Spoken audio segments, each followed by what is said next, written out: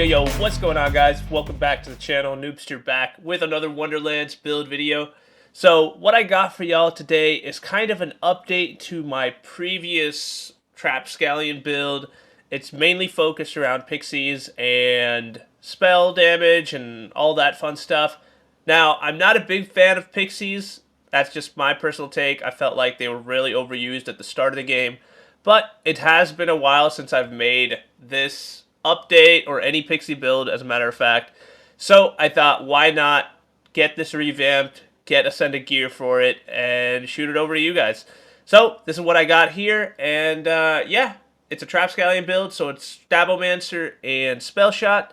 But yeah, with all that said, let's go ahead and hop right into it. So as you can see, we are Stabomancer, Spell Shot. We are invested into From the Shadows. We're not really using any of the other, I guess, skills here, or action skills. You could use Ambihextrous if you want, but then again, you might as well use Graveborn with it. It's just going to be a better combo. So the main purpose of Stabomancer here is From the Shadows. It's really going to help us with our damage, give us all those crits and those juicy double knot hits. So, starting off, we got Haste, 3 out of 3. This is going to be mainly for our movement speed. We really don't care about melee attack speed, but moving around a little bit and helping us go down the skill tree here is going to help. And it is a bonus that when we do cast a spell, this bonus is going to be doubled, so we're going to move even faster. But again, the speed isn't too big of a deal. It's just more of a quality of life thing, and to go down furthermore. We put 2 points into Arsenal, mainly just to go down. Arsenal isn't really a great skill and doesn't give us too much bonuses. It does give us a little bit of bonus, or a little bit of spell damage, but again, not a big deal. Really, just trying to get us down more. Then we put 3 out of 3 into Exploit their weakness. This is just going to be if we're able to apply more status effects, we're going to do a little bit more damage. So 3 out of 3 in that's going to give us a little bit of extra damage, but again, not a huge deal. We put 4 out of 5. If we are moving fast, we may as well get a little bit of a bonus. It's not a huge thing, but it is going to help out a little bit. Next is Nimble Fingers. Now, Nimble Fingers, we just put in because it is going to give us a bonus 24% spell damage, but I'm going to be honest, we are killing so fast that sometimes I cannot find enemies to knife. Unless you go at the start of the Chaos Chamber or whatever and smack somebody, you might get this bonus. But for me, I just start spamming the pixies and they just start melting. So I don't get too much of a bonus, but it is a nice thing to have. If I can sneak in a melee attack, it's going to give us a good bonus to our spell damage. And it lasts for 8 seconds, so it's not too bad. And then finally, we put Contagion. This is going to help us. We kind of did this as a combo with Exploit their weaknesses. We're hoping that our Cryo, now again, this is a Cryo-focused build, but our Cryo is going to help maybe spread different status effects. We do have a Body Rune, which is going to give us a little bit of fire, so maybe with the help of that, we could start spreading it around and get new status effects, and then boom, we get more Exploit the weakness, and so on and so forth. So that's the sort of gist of what we're trying to do, but again, I'm not sure how well it works. If you want to remove a couple of points from Stabomancer, invest them into Spell Shot a little more, that's perfectly fine. It's really not the biggest damage increase from the Stabomancer tree itself. Again, From the Shadows is a must, though. Alright, so hopping into Spell Shot, we went 5 out of 5 in Spell Sniper. We're getting 2 from our class mod. We had 3 out of 3 in Magic Bullets. We're getting a bonus from our gun damage, so it is going to help. 5 out of 5 in this reload speed skill. 1 in Mage Armor. Now, we do not use the Curse Wit, but a Curse Wit is a great option. The only problem is, I like not dying too much. I'll still die with this build, not gonna lie, but if you are more concerned about survivability, still put 1 point in here. I like it just because I am using the Body Rune, and having a little bit of ward restore is a nice thing to have for me personally. But if you guys do prefer Cursed Wit, just huge numbers, feel free to take this off, put on a Cursed Wit, and just go to town. It's really, I mean, either way works. Again, with this skill, I'm still able to melt things within Chaos Chamber 100. So for me, I just go ahead and just keep using this. Next, we use 5 out of 5 in Font of Mana. This is going to give our From the Shadows back quicker and our spells. So got kind of a nice thing to have here. We put 1 into Glass Cannon for the bonus 30% spell damage. Of course, if it is a spell-based build, then you want to have this. 1 into High Thread Count, giving our spell beaming stacks to 8 in total. Just a staple in any spell shot build. You kind of gotta have high thread count. Next we have Double Knot. We have 6 out of 3 in this. 3 are coming from our class mod, and 3 that we just invested in ourselves. Now, 1 slot, 1 kill, not necessary. I actually think... Now, again, I am not too sure about the interaction with magic bullets and Double Knot. So, what I like to think, and I'm not sure about this, but I think that the gun damage is going to help increase our spell damage, and I think that's how it works. So, bonuses to gun damage are good to have. Now, if somebody wants to correct me in the comment section, tell me the exact interaction between spell damage and gun damage and how these skills interact. I just know that they help do a huge chunk. So I prefer going ahead and putting as many points into here and investing into magic bullets and putting 1 into 1 slot 1 kill. It gives me good numbers. It might not be the most efficient thing, but all I know is I'm getting good damage, so why not, right? And then last but not least, we put Sever the Thread. Honestly, we don't proc it that much. Our spells are not on cooldown for too long.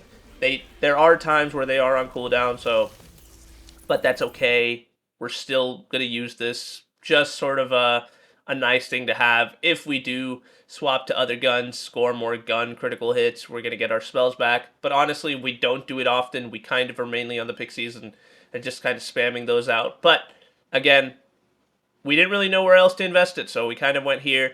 You could also invest maybe into Imbued Weapon, but I didn't bother with that. And then there's no point in Warcaster and Just Warming Up. Again, really not a big deal for this build, so that's kind of why I didn't go into those 3, and sort of went a little bit deeper into the Stabomancer tree.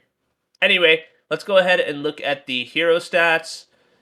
So, as always, maxing out in strength, and then we also maxed out in intelligence. Now, a lot of people have been asking me what my archetype is and what I chose at the start of the game. Guys, it's not a big deal. This build destroys. I'll show you guys in the gameplay.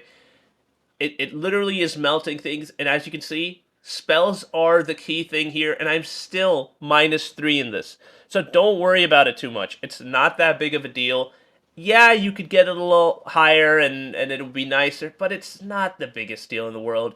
Select whatever you think is going to be best for your playstyle, and just rock with it. Don't worry about it too much. You don't need to make a new character or anything like that. Just sort of go with what you have and have fun with it.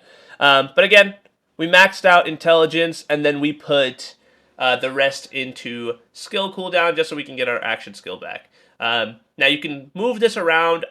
If you are dying a lot, go ahead and put it into Constitution. I don't really recommend Wisdom here because we're not doing a lot of statuses, or we're not killing with our statuses. We might be doing some statuses, but not really that important. And then I'd never go into Dexterity, really, just because I feel like with Stabomancer, you're already getting a bonus to your crit chance, so no real point here.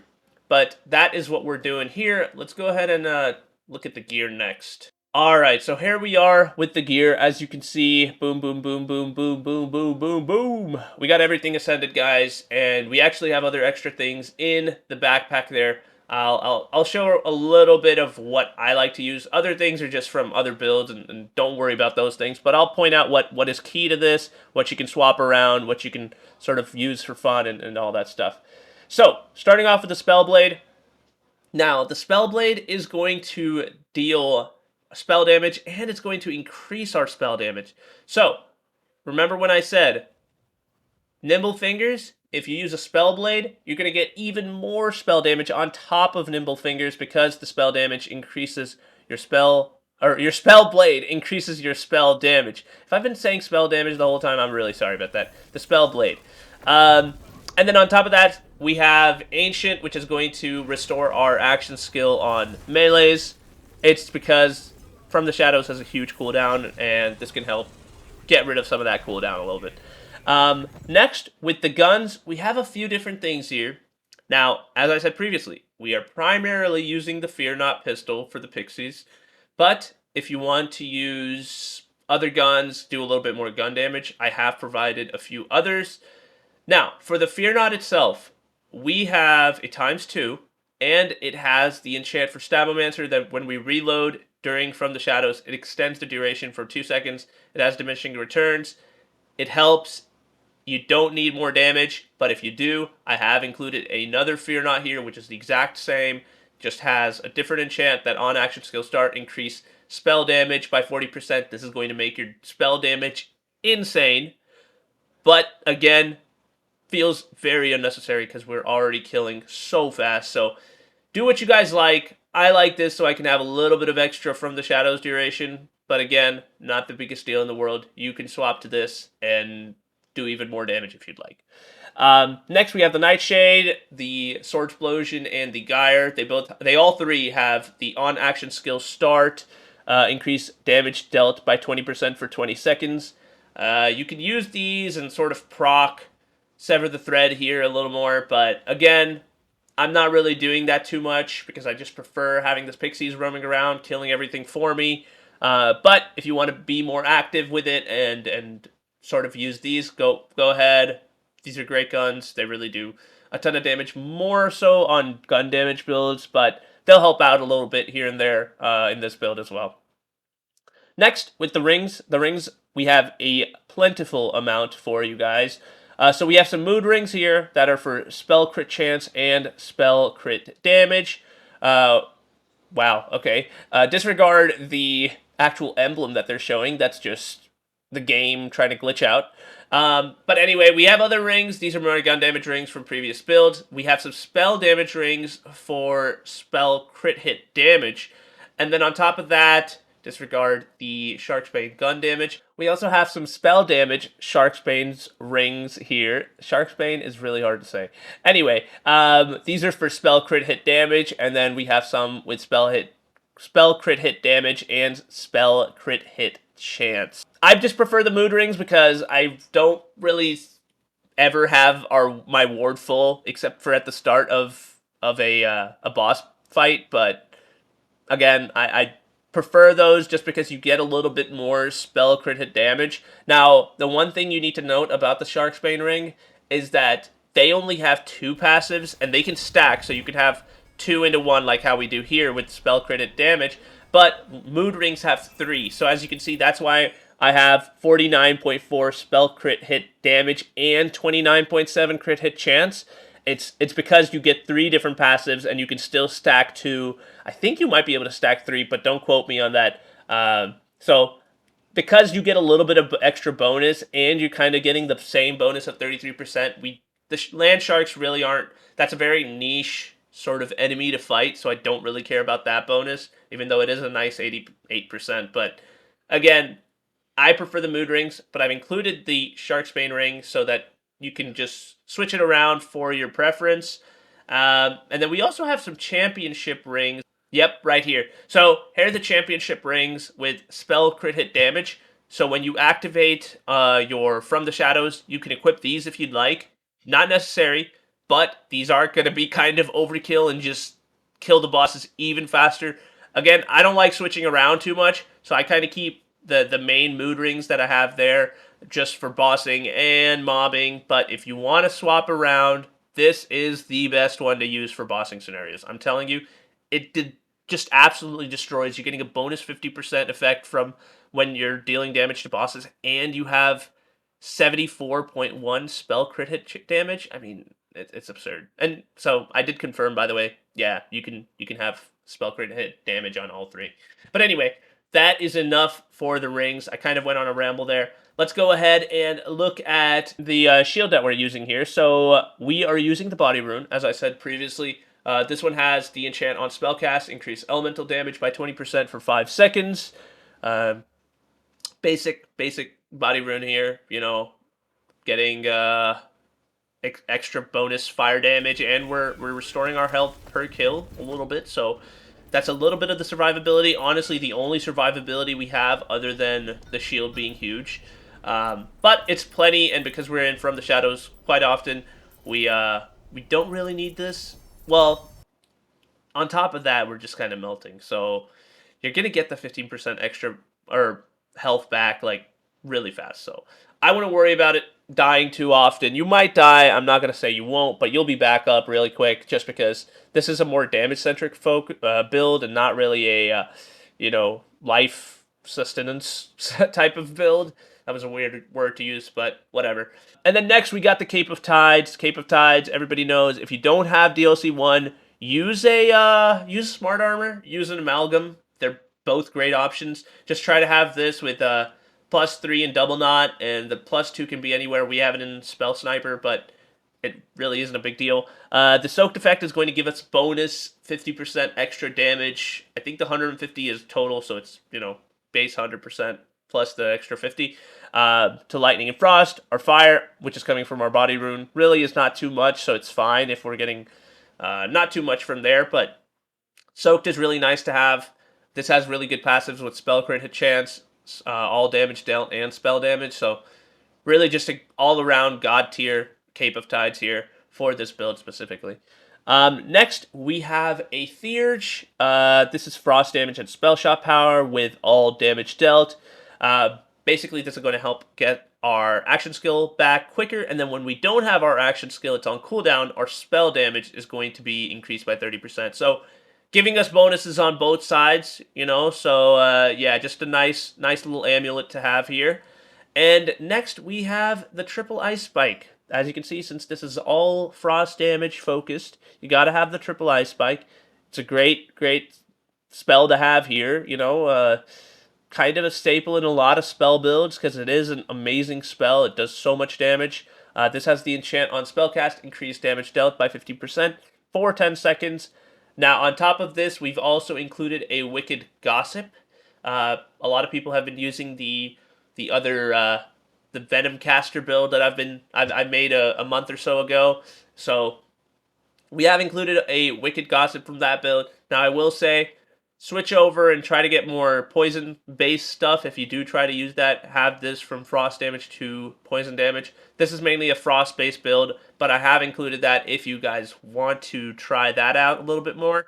But yeah, that is the build. Let's go ahead and show the Mithrake real quick. Here is our Archmage. Here is our Blade Master, our Deadeye, and our Druid. And yeah, guys, that's pretty much it. Give it a try. Let me know your thoughts. I know it's Pixies, but I haven't made one in a while, so forgive me if you get mad and don't like Pixies and want other stuff. I will bring out other stuff. You guys know it. I don't play around with Pixies too often. But this was really fun and refreshing because I haven't played with it in a while. So yeah, give it a try. Let me know your thoughts. And yeah, have fun with it. Again, the build will be posted in my Discord as always. If you're a console player, go ahead and hit me up. Send me a message. I will get back to you sooner or later. And hit you up with the gear if you want it. So yeah, guys. Yeah, hope you guys enjoyed again. And I'll see you guys next time. Peace out, guys.